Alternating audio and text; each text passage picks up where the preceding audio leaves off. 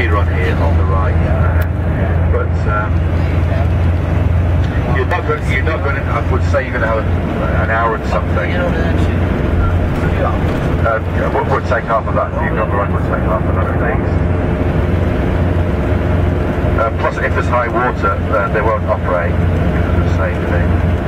But things are really very expensive in Venice, and the mayor of Venice is a rather strange character, and he said that the biggest scourge on Venice are all the people on cruise ships, and they come in and they may buy a bit of glass, but the only thing that they really leave is rubbish, is garbage. And so he wants to impose a tax on tourists that come in from the boats. And it's not been passed yet, but it's more than likely that the law will get passed, and so they'll have to pay a garbage tax when they come in on a boat. And from the 1st of July, most Italian hotels imposed market. So it's big money. It's big money. Yeah, the hotel in Florence is on the Lugano, on the Arno River. It's very close to central town. It's really good. It's excellent. It's a really good hotel. It's a 4-star hotel, but it's well run, it's clean, everything seems to work. This one we've got tonight is called the Albatross.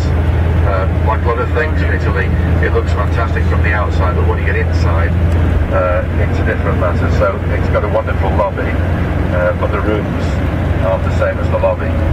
The room's a bit old, worn, but it's okay, it's fine. And he was... This is Byron, and he was a really odd man. He lived all over the place. He had a house in Brussels for a while. He was also the lover of Shelley's wife, but prior to that, he was a lover of Lord Melbourne, and Lord Melbourne's family name was Mr. Lamb.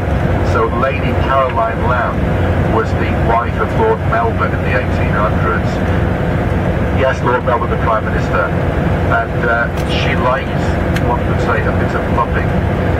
She was basically, she liked to be entertained by gentlemen, and she had basically a couple of affairs with Byron.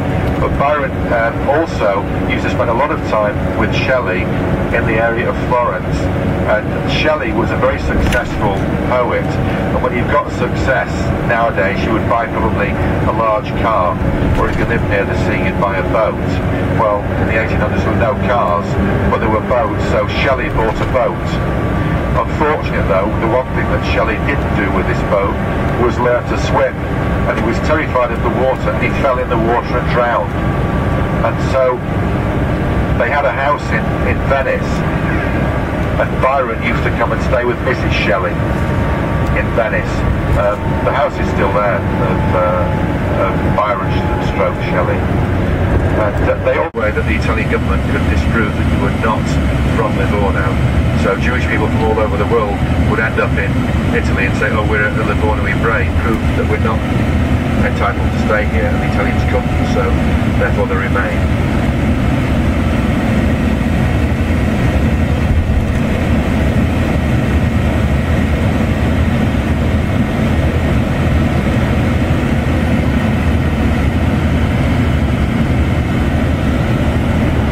Now Vivitano Statzing that we're in now.